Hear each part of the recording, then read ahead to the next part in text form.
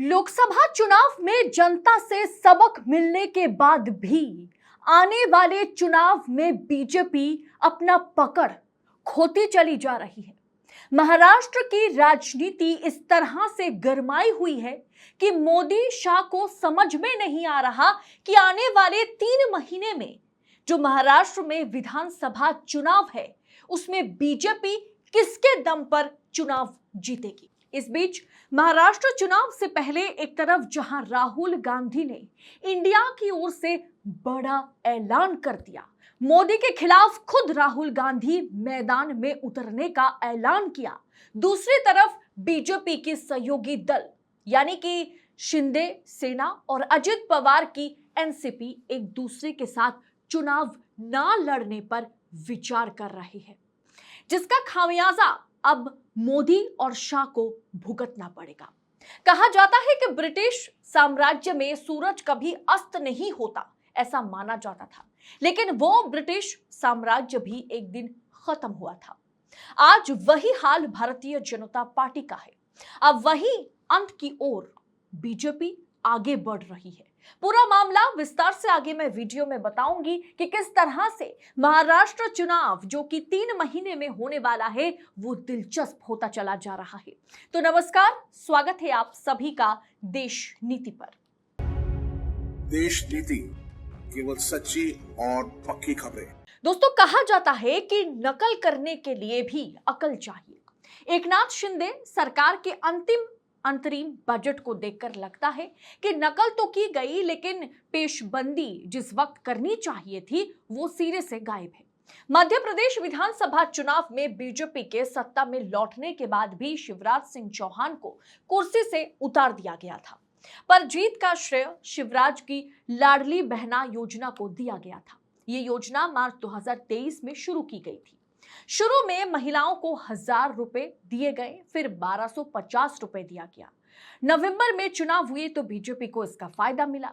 महाराष्ट्र में एनडीए को महायुति नाम दिया गया और जिसकी लोकसभा चुनाव में एक तरफ से फजीहत हुई, तो वही इधर उधर से आइडिया लेकर के नई स्कीमों के बारे में बात करके उसे लागू करके उसकी घोषणा करके भारतीय जनता पार्टी का ये महायुति गठबंधन जो है वो 2024 का जो महाराष्ट्र का विधानसभा चुनाव है वो जीतने की कोशिश करता हुआ नजर आ रहा है ये गठबंधन। लेकिन राहुल गांधी ने भी अपना दांव चला है। आखिरी हफ्ते में पेश हुए बजट पेश हुई महाराष्ट्र में। यहाँ विधानसभा चुनाव अक्टूबर में है। महाराष्ट्र में मुख्यमंत्री माझी लड़की बहनी योजना के तहत 1 जुलाई से यानी 1 जुलाई से 20 से 60 साल की महिलाओं को 1500 रुपए देने की घोषणा की है।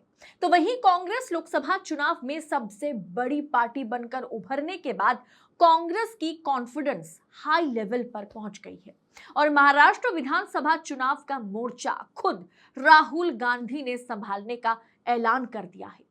यानी महाराष्ट्र चुनाव भारतीय जनता पार्टी फिर एक बार नरेंद्र मोदी के चेहरे पर लड़ेगी और वहीं पर इंडिया अलायंस या जिसे महाअघाड़ी गठबंधन जो है वो कहीं ना कहीं उद्धव ठाकरे, शरद पवार और राहुल गांधी के चेहरे पर यह चुनाव लड़ा जाएगा। दोस्तों, वहीं दूसरी तरफ मैं आपको बता देती हूं खबर में आगे बढ़ने से पहले कि महाराष्ट्र के अभी राजनीतिक समीकरण क्या है।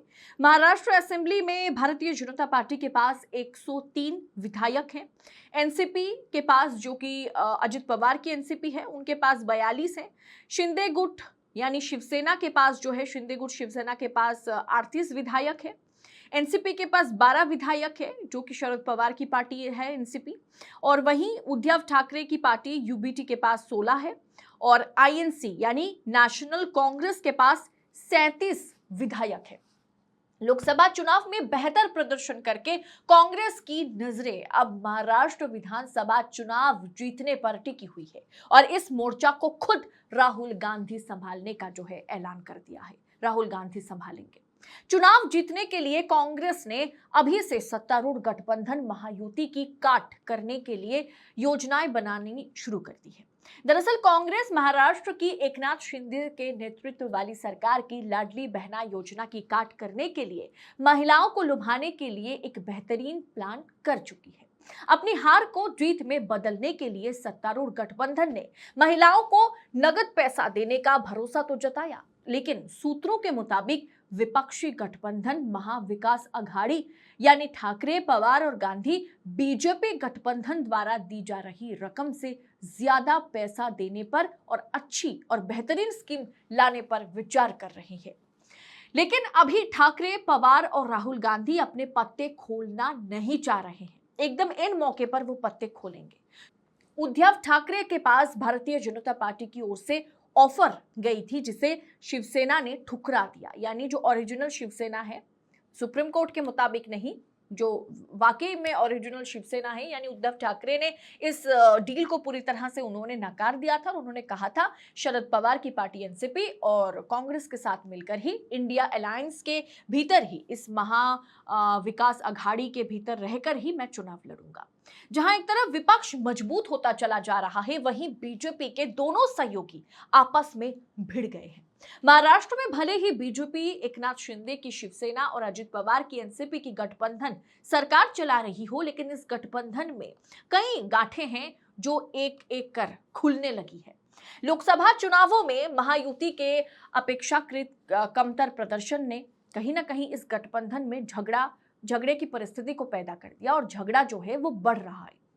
राज्य में अक्टूबर के आसपास विधानसभा चुनाव होने हैं, इसीलिए गठबंधन के सहयोगी दलों के बीच अब सीट बंटवारे को लेकर टकराव जो है वो गहराता चला जा रहा है। हाल ही में मुख्यमंत्री एकनाथ शिंदे की पार्टी शिवसेना ने ये कहा था कि विधानसभा पर अपना दावा उन्होंने ठोका था। बीजेपी शिवसेना गठबंधन में एनसीपी बाद में शामिल हुई, इसीलिए उस सीट पर उसका दावा नहीं बनता। शिंदे गुट और बीजेपी में ही अच्छा खासा भाग बंटवारा होगा और एनसीपी जो है, अजित पवार की एनसीपी जो है, उसे एकनाथ शिंदे चाहते हैं थोड़ा सा साइडलाइन किया जाए।